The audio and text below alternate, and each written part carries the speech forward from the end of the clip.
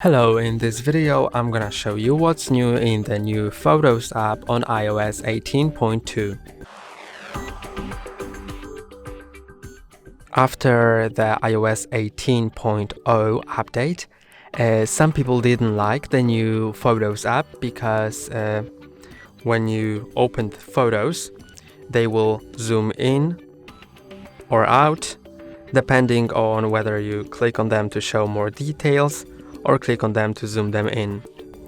From now on, it's back to the normal, because when you go into photos and click on them, they do not zoom in or out, they just have this blur and the more info displays on top of the image.